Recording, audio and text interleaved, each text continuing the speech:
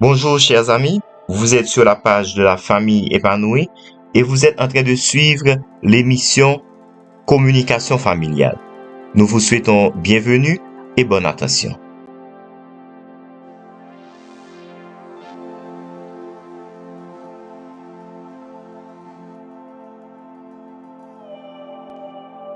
Il faut dire que la communication familiale aide à créer et à maintenir un climat affectif à la maison.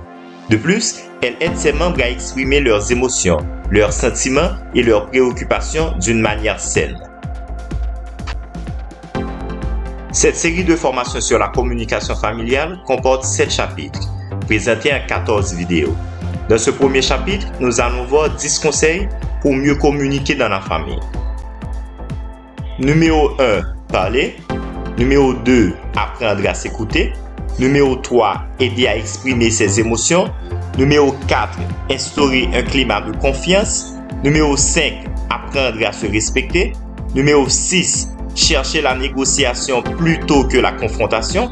Numéro 7, prendre ses repas en famille. Numéro 8, instaurer un rendez-vous agenda hebdomadaire avec son conjoint.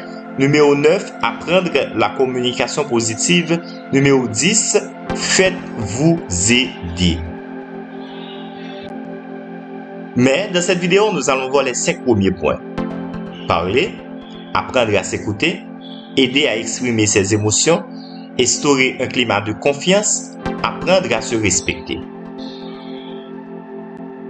Mais pour le moment, je vous invite à mettre sur pause cette vidéo et à aller chercher un bloc-notes et une plume parce que vous allez devoir noter les changements que vous devez faire à partir d'aujourd'hui.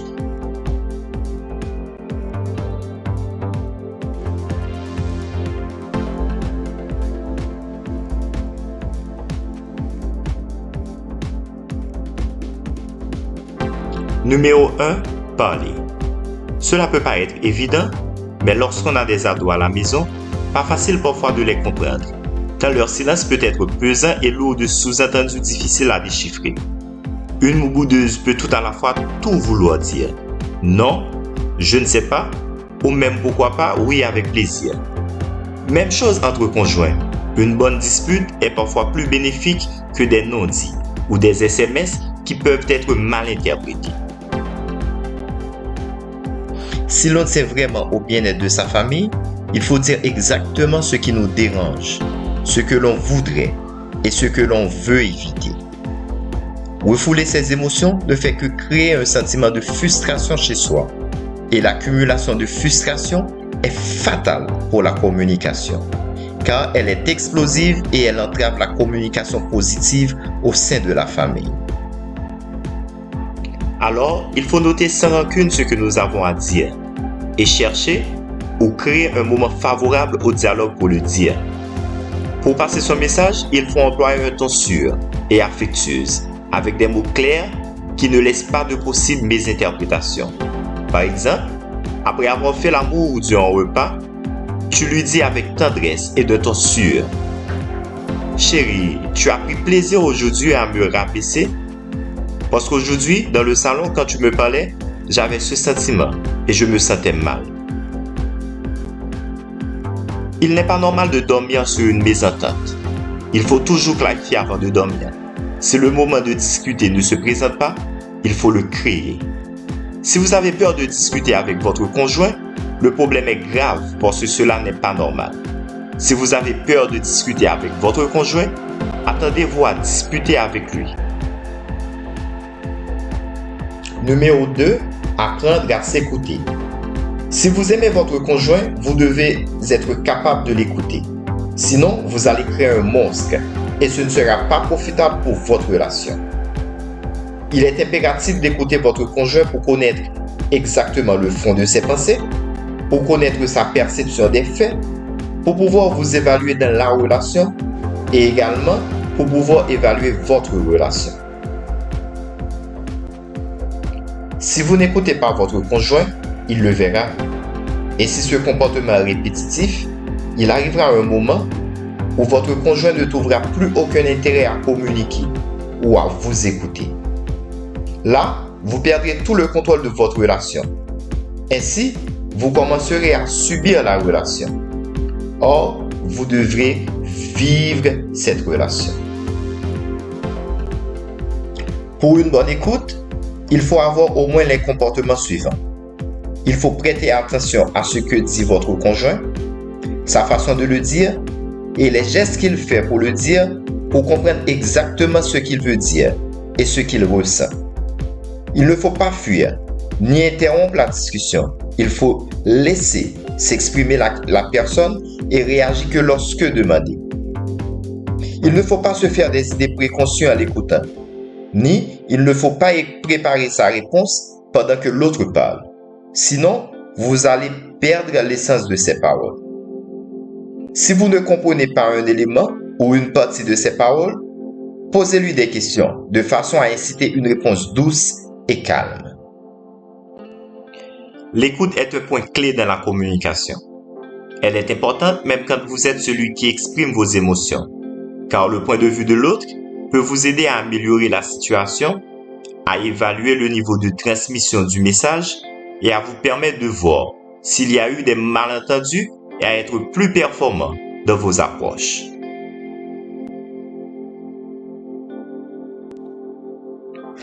Numéro 3. Aider à exprimer ses émotions.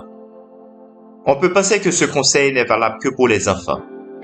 Mais nombreux sont les adultes qui ont du mal à exprimer à leur conjoint leur peine ou leur déception.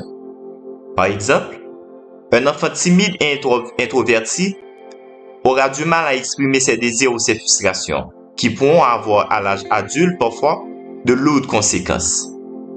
Interroger votre conjoint ou votre enfant sur ce qu'il ressent désamorcera souvent bien des conflits.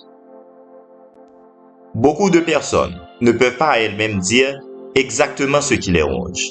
Il faut, dans le souci de créer un bien-être collectif, questionner les membres de la famille dans un esprit sincère sur comment ils vivent leur quotidien et comment se sentent-ils au sein de la famille. Par exemple, « Mon amour, s'il faudrait que je change une chose dans mes comportements avec toi, ce serait quoi? » Numéro 4. Instaurer un climat de confiance. Votre époux et vos enfants doivent se sentir libres de discuter avec vous de leurs angoisses comme de leurs petits soucis. Sans communication, le mal-être peut s'installer profondément et les petits problèmes du quotidien peuvent rapidement s'accumuler jusqu'au moment où la situation explosera et deviendra très difficile à gérer. Cette confiance mutuelle permettra aussi le partage des joies et des confidences. Il faut que vous soyez une taupe muette, un coffre à secrets, un confident. Vous ne devez en aucun cas partager des informations secrètes qu'un membre de la famille t'a confiées à quelqu'un d'autre, que si ce dernier a vraiment besoin d'aide et que ceci serait le seul moyen de le sauver. Ce climat de confiance se crée avec le temps, à partir des moments d'intimité et de partage. N'attendez pas à ce que votre femme ou vos enfants partagent avec vous leur charge émotionnelle, si vous êtes refoulé sur vous-même ou si vous les jugez à chaque fois. Il faut apprendre à jouer le jeu de l'ami et de l'époux, ou le jeu de l'ami et du père en même temps, sans confondre les rôles.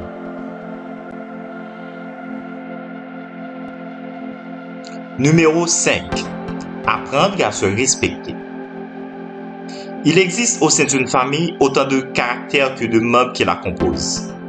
Certains sont plus introvertis que d'autres et n'hésiteront pas, par exemple, à se moquer de leurs frères ou de leurs sœurs. Pas toujours d'ailleurs par méchanceté, mais plutôt par habitude. Respecter son conjoint, son frère ou sa sœur, c'est accepter sa différence.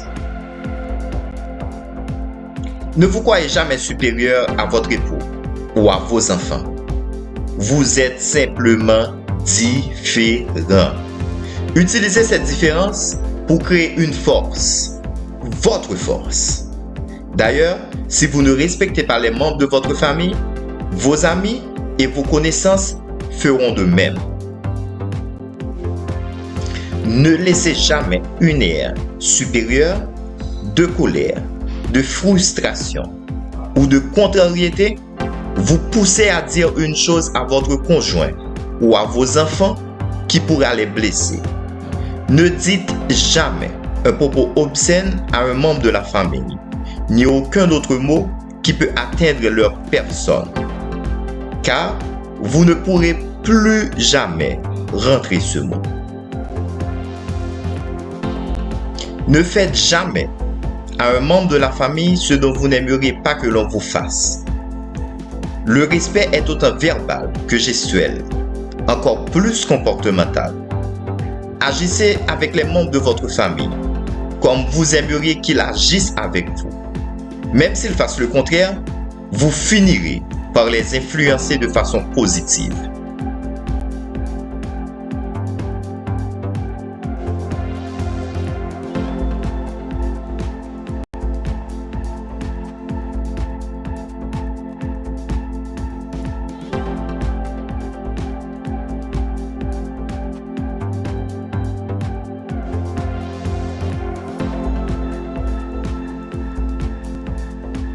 Je vous remercie d'avoir regardé cette vidéo.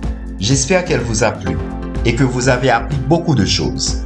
Je vous rappelle que cette vidéo est la première partie du chapitre 1 de cette série sur la communication familiale. Aujourd'hui, nous avons vu 5 parmi les 10 conseils pour mieux communiquer en famille.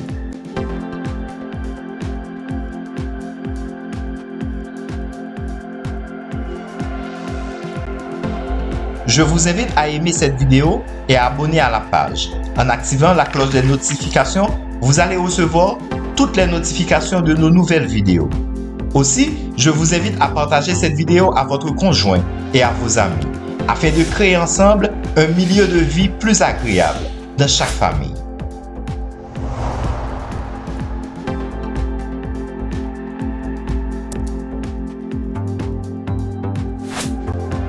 Vous pouvez également offrir ce bouquin à votre époux ou à une autre personne que vous désirez voir améliorer sa communication, ou à vous si vous aimez lire et progresser. C'est pas du tout cher, le lien du livre est dans la description. Si vous aimez le travail que nous faisons et que vous voulez nous supporter, vous pouvez le faire à travers les applications suivantes: à travers Mocash, à travers Cash App et à travers PayPal. Nous vous remercions pour vos dons.